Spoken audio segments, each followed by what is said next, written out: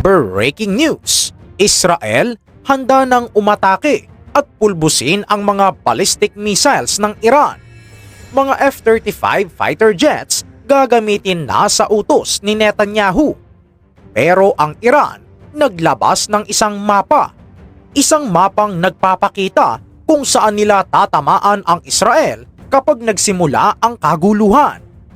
Habang ang presensya ng US military ay lalo pang lumalakas sa paligid, pero ang Iran natatakot nga ba? Samantala, ang US at Israel may nilulutong sikretong plano.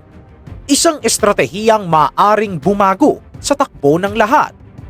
Pero bakit nga ba gigil na gigil ang Israel sa mga missile ng Iran? At ano ang tinatawag na hard strategy na pinag-uusapan ni Trump at Netanyahu?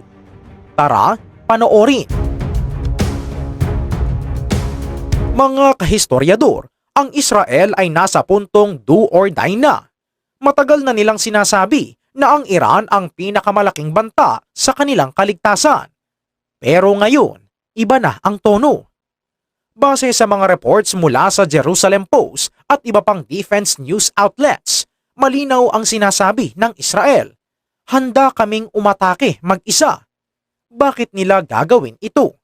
Simple lang. Wala na silang tiwala.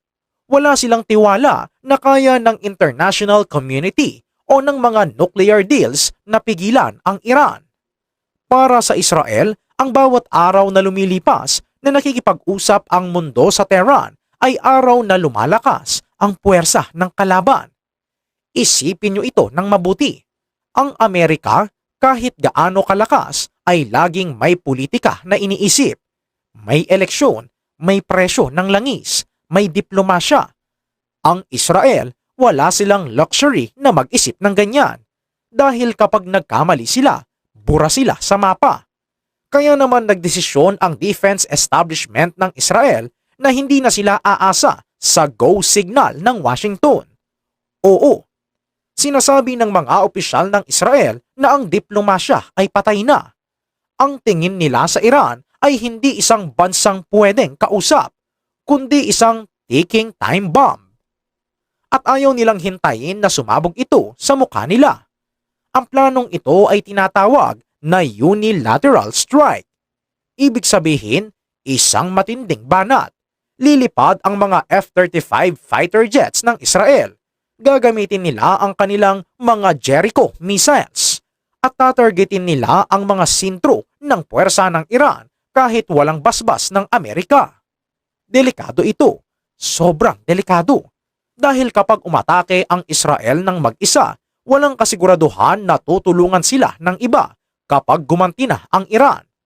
Pero para kay Benjamin Netanyahu at sa kanyang mga general, mas okay na ang delikadong giyera kaysa sa siguradong kamatayan kapag nagkaroon na ng nuclear bomb ang Iran. Yes! Kaya naman sa mga susunod na araw, asahan nyo na ang mga balita ay hindi na tungkol sa peace talks. Ang usapin na ngayon ay preemptive strike. Unahan. Kung sino ang unang kumalabit ng gatilyo, siya ang may chance na mabuhay. Ganyan kasimple at ganyan kadahas ang lohika ng Israel ngayon. Ngayon, pag-usapan natin ang target. Hindi lang basta Iran ang target. Specific ang Israel. Ang gusto nilang burahin ay ang ballistic missiles ng Iran. Bakit ito? Bakit hindi ang mga sundalo o ang mga tangke? Ganito kasi yan. Ang Iran ay may isa sa pinakamalaking arsenal ng missile sa buong Middle East. Ang mga ballistic missile na ito ay hindi laruan. Ito yung mga missile na kayang lumipad ng libu-libong kilometro at tumama sa Tel Aviv, Jerusalem o Haifa sa loob lamang ng ilang minuto. Ayon sa report ng Asharq al-Awsat at iba pang sources, kinuwestiyon ng Israel ang value ng anumang deal kung hindi naman ito tatanggalin ang mga missile ng Iran.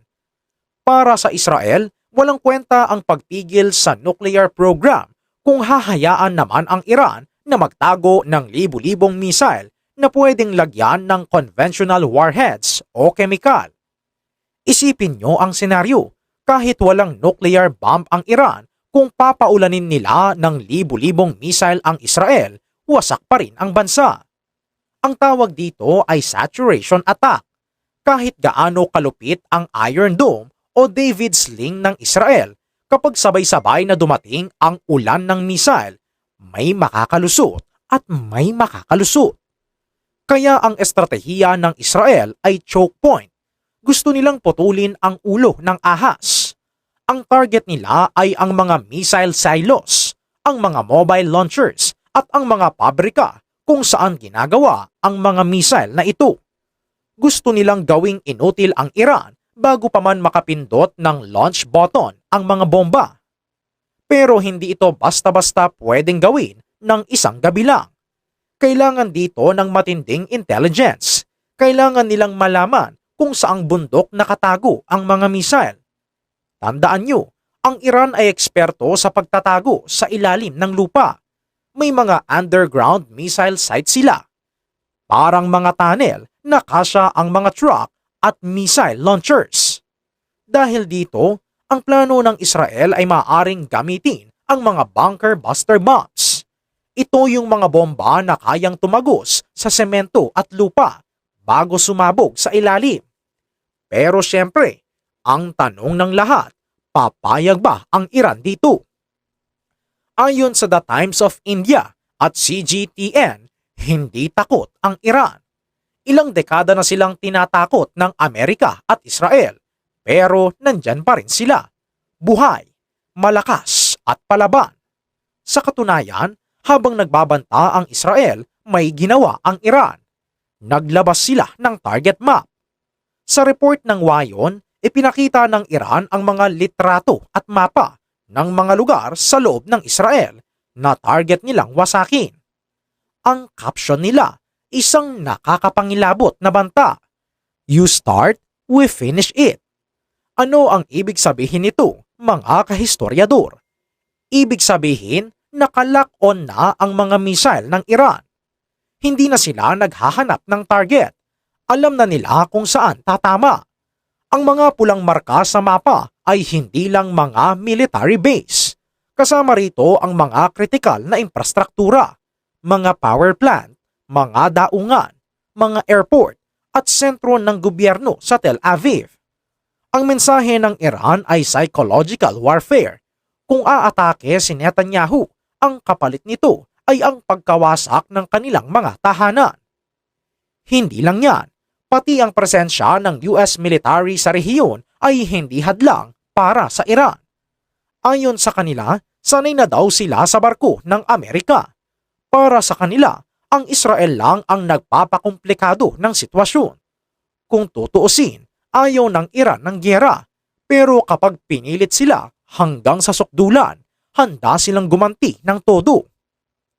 Oo, ang Iran ay may kakayahan silang gumanti at ito ang kinatatakutan ng marami dahil kapag nagpalitan na ng missile, hindi na ito mapipigilan. Wala nang referee. Matira ang matibay. Ang Iran may malawak na lupain. Ang Israel, napakaliit na bansa. Samantala, ayon sa mga report mula sa PBS at JNS, may malaking meeting na nangyayari o mangyayari sa pagitan ni Benjamin Netanyahu at ng US leadership. Ang topic, harder strategy laban sa Iran. Ano ang ibig sabihin ng harder strategy? Ibig sabihin nito, tapos na ang panahon ng pabebe. Tapos na ang panahon ng puro sanctions na hindi naman gumagana. Ang pinag-uusapan na nila ay kinetic action o pisikal na pag-atake at regime change. Kahit sabihin ng Israel na aatake sila unilaterally o mag-isa, kailangan pa rin nila ang Amerika para sa day after. Ibig sabihin, pagkatapos ng bilyong-bilyong halaga ng pinsala, sino ang maglilinis? Sino ang pipigil sa Russia o China na makialam? Ang Amerika lang ang may kakayahan niyan. Kaya ang teorya ng mga eksperto, ang unilateral threat ng Israel ay pwedeng parte ng good cop, bad cop routine. Ang Israel ang bad cop, ang baliw na handang manuntok anumang oras. Ang Amerika naman ang good cop. Kunwari, pipigilan ang Israel. Pero sa totoo lang, binibigyan nila ng armas at bala ang Israel para gawin ang maruming trabaho. Sa mga meeting sa Washington, ang pinaplano ay hindi lang basta pagbomba. Pinag-uusapan nila kung paano tuluyang pilayin ang ekonomiya ng Iran at paano suportahan ang mga rebeldeng grupo sa loob ng Iran para pabagsakin ang gobyerno mula sa loob. Ito ang tinatawag na hybrid warfare, giyera sa himpapawid, giyera sa lupa, at giyera sa impormasyon. At dahil dito, lalong umiinit ang sitwasyon dahil alam ng Iran na magkakampi pa rin ang US at Israel sa dulo. Kaya nga naglabas sila ng mapa.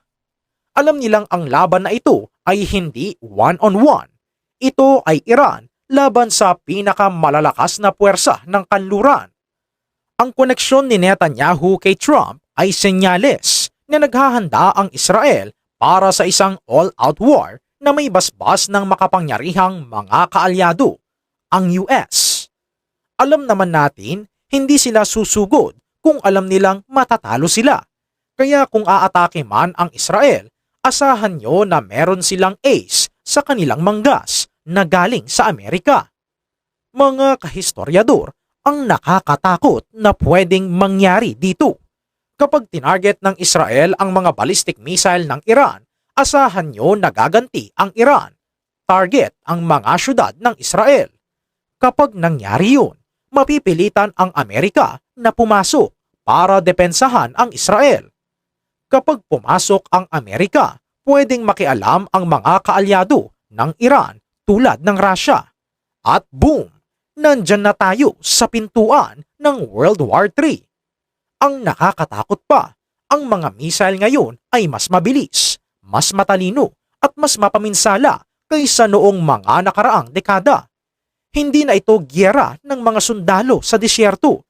Ito ay giyera ng mga robots, drones at missiles. Kaya wala nang ligtas. Kaya mga kahistoryador, ang tanong, sa tingin nyo, itutuloy ba ng Israel ang pag-atake kahit mag-isa sila? At kung sakaling mangyari yun, sa tingin nyo ba ay kakayanin ng Iran na burahin ang Israel sa mapa tulad ng banta nila? Ano ang masasabi nyo? Huwag ka nang mahiya. I-comment na yan sa ibaba para malaman din namin. Maraming salamat. Kita-kits sa susunod.